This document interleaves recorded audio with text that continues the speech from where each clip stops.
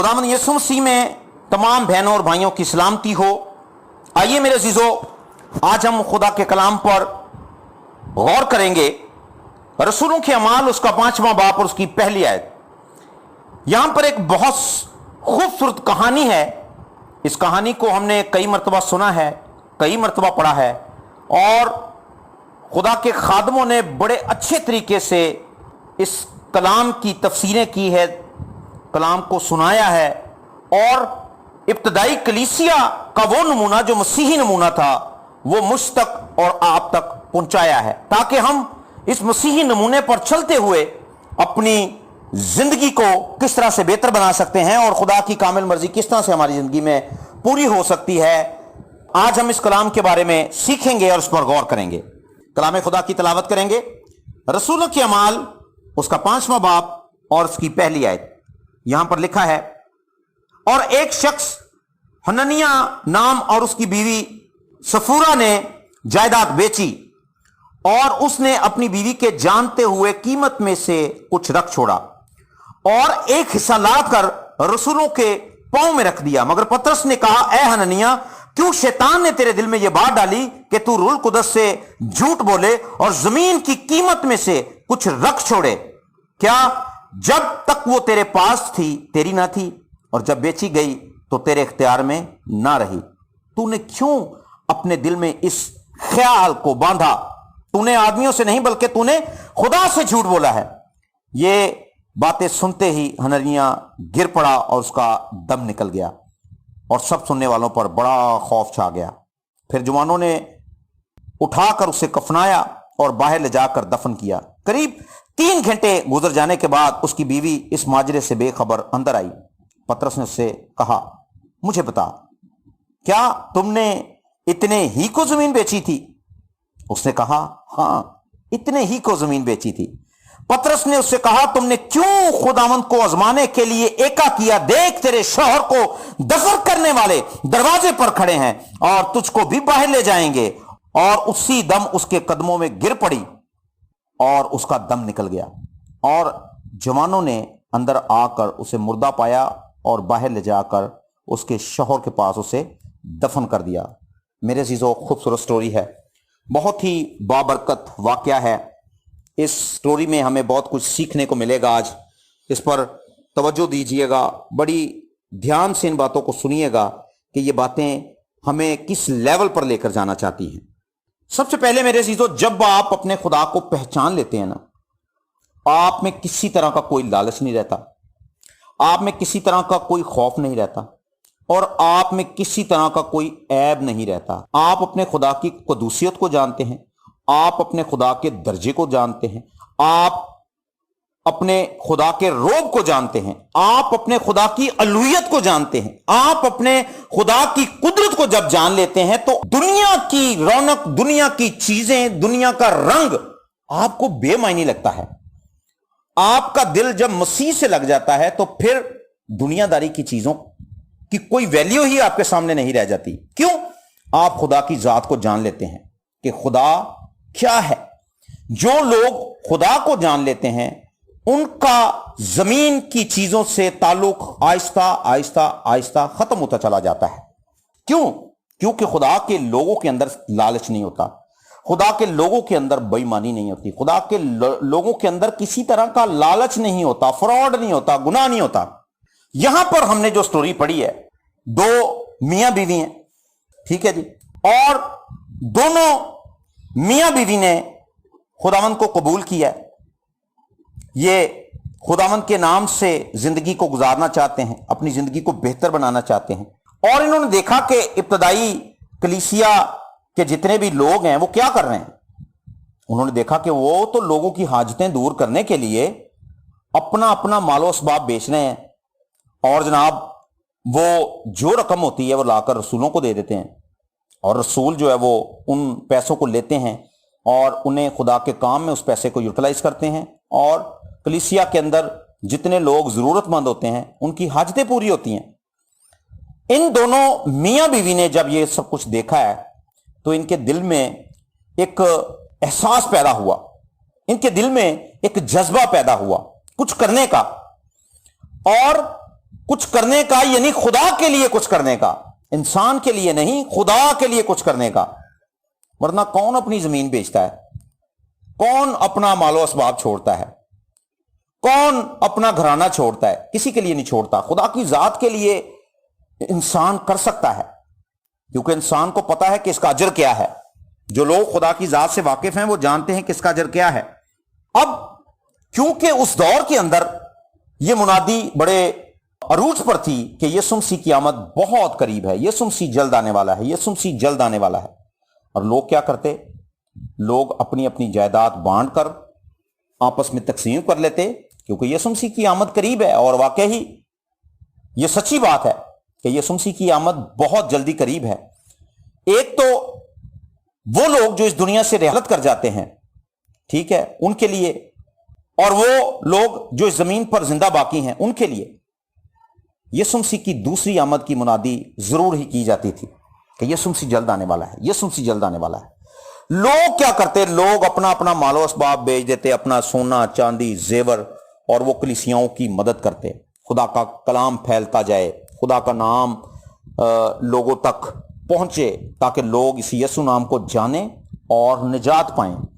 اب انہوں نے دیکھا کہ جناب بہت سے لوگوں نے یہ نیک قدم اٹھایا ہے، نیکی کی ہے، ان کے دل میں بھی احساس پیدا ہوا، اور دونوں میاں بیوی بیٹھے ہوں گے، انہوں نے بات کی ہوگی، کیوں جی سفیرہ، ہم اپنی جو فلاں والی زمین ہے وہ بیچ کر جناب تو کیوں نہ ہو کہ ہم بھی خدا کے لوگوں کی مدد کریں۔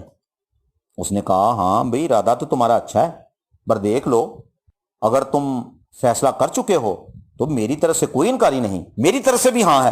لو جی، اب دل میں یہ جو جذبہ تھا یہ جوش مارنے لگا، ایمان تھا نا، خدا کا کلام سنا، خدا پر ایمان لے کر آئے اور خدا کے لیے کچھ کرنے کو دل چاہا۔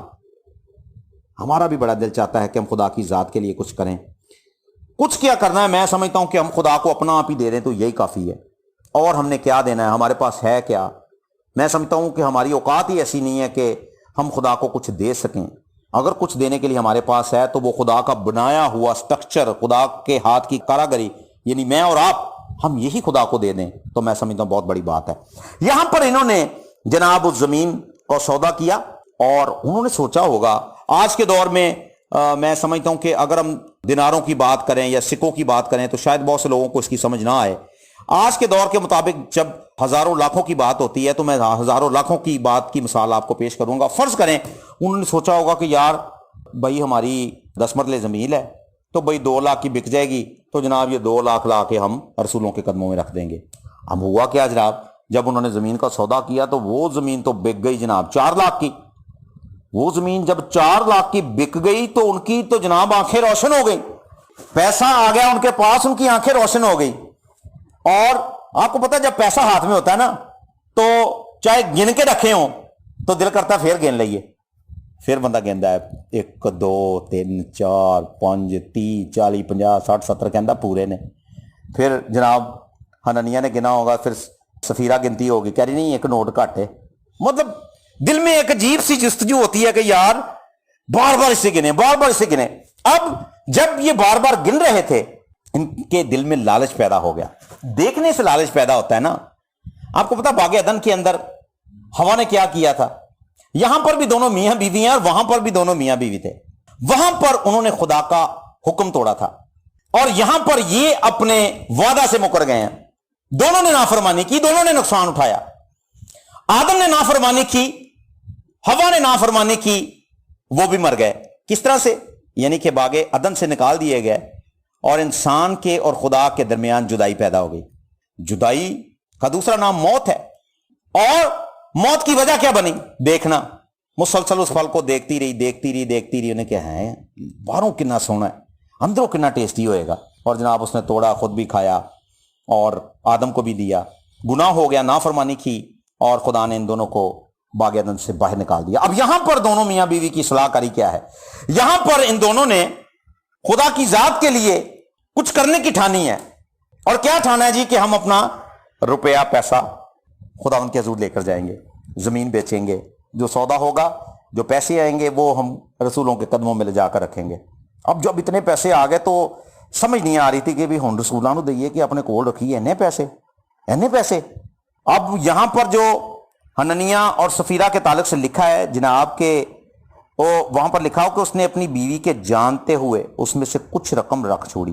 بیوی کے جانتے ہوئے, بیوی کو پتا تھا, ٹھیک ہے جی, بیوی کو پتا تھا کہ اس نے, دوسری آیت سے ہم پڑھیں گے, لکھا ہے کہ اس نے اپنی بیوی کے جانتے ہوئے قیمت میں سے کچھ رکھ چھوڑا اور ایک حصہ لا کر, ایک حصہ, آدھا بھی نہیں تیسرا بھی نہیں, ایک حصہ لے کر یہ آئے ہیں خداوند کے پاس, اور باقی پیسوں کا کیا کیا انہوں نے, باقی انہوں نے رکھ دیے. اب یہ خیالات ان کے ذہن میں جوش مار رہے ہیں کہ یار سارے لوگ لے کے آ رہے ہیں, سارے لوگ لے کے آ رہے ہیں, آخر وہ پیسہ بھی تو کتنے استعمال ہو ہی رہا ہے نا. اگر وہ لوگ لے کر آ رہے ہیں تو جناب ہم سارا پیسہ نہیں دیں گے تو کون سی بڑی آخر آ جائے گی, کون سی آخر آ جائے گی. زمین ہماری تھی, پیسہ ہمارا ہے, ہم جتنا مرضی خداوند کے حضور لا کر پیش کریں. ہم نے میرے عزیزوں دیکھا ان 20 سالوں میں بہت سے لوگوں نے توبہ کی, توبہ کر کے خدا کے ساتھ چلنے کا عہد کیا اور اپنی زندگی خداوند کے نام کرنے کا فیصلہ کر لیا, لیکن آہستہ آہستہ آہستہ جب وہ دنیا داری کی رونق میں شریک ہوئے, وہ دنیا داری کی بھیڑ میں ایسے گم ہوئے کہ اب وہ نظر ہی نہیں آتے وہ لوگ. بتھیری بہنیں, بتھیرے بھائی جوش مار کے آگے آئے, لیکن بدی کے تیز طوفان نے انہیں اس قدر زور سے دھکیلا کہ اب وہ دنیا کی بھیڑ میں شمار ہیں اور موت ان کا انتظار کر رہی ہے. یہاں پر انہوں نے فیصلہ کیا کہ ہم اپنا اس زمین کا ایک جو حصہ ہے اسے بیچ کر اپنا سب کچھ خدا ان کے پاس لے آئیں گے, رسولوں کے قدموں میں لا کر رکھیں گے. لیکن یہاں پر ان کا ارادہ بھی بدل گیا. اب کیا یہ ابلیس نے ان کے ذہن میں ڈالا تھا؟ یہ ایک انسانی فطرت ہے, لالچ جسے کہا جاتا ہے. لالچ کی وجہ سے یہ دونوں میاں بیوی نے نقصان اٹھایا. اس سے پہلے کہ میں پطرس کی ذات کے تعلق سے بات کروں کہ یہ جب پطرس کے پاس پہنچتے ہیں تو کیا بات چیت شروع ہوتی ہے, میرے عزیزو ہم نے بھی خدا سے عہد کیا ہے, ہم نے بھی خداوند کے ساتھ وعدے کر رکھے ہیں. کیا ہم اپنے وعدوں پر پورے اترتے ہیں؟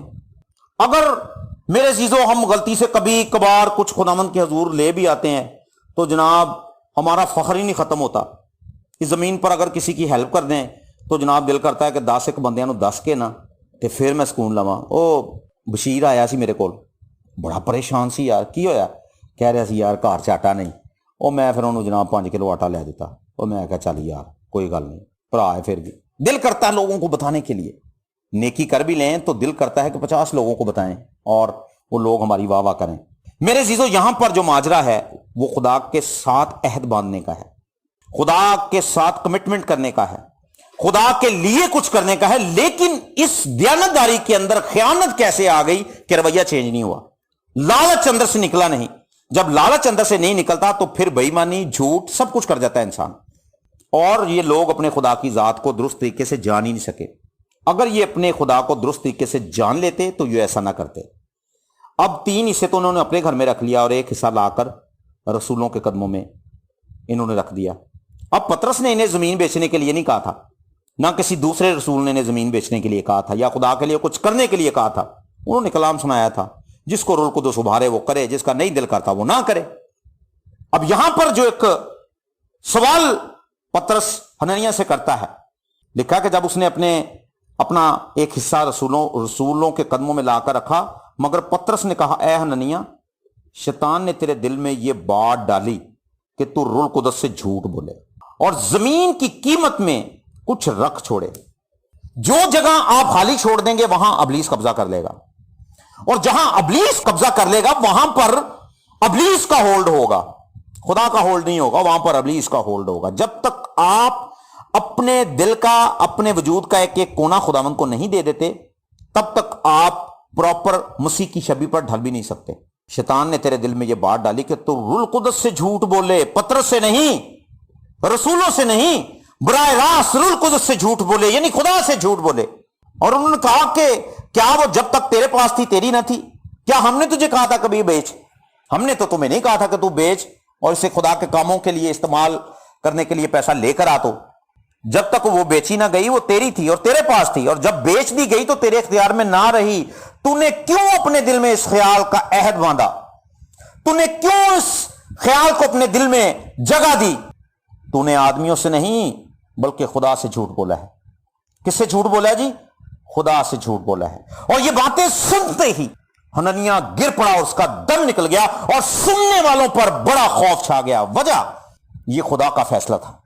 गुनाह के खिलाफ खुदा की अदालत थी, गुनाह के खिलाफ खुदा का अमल था, झूठ के खिलाफ खुदा का अमल था, लालच के खिलाफ खुदा का अमल था। मेरे अजीजों, क्या हमारी जिंदगियों के अंदर इस तरह का लालच तो नहीं पाया जाता? मैं और आप खुदा के लोग हैं। झूठ से बचिए, झूठी बातों से बचिए, फरेब से बचिए, और जो कुछ आप खुदा के लिए कर सकते हैं करें। लिखा है, जो नेकी करना जानता है और नहीं करता वो गुनाह करता है। आपके कुछ पास कुछ है ना, तो उसे बांट दीजिए।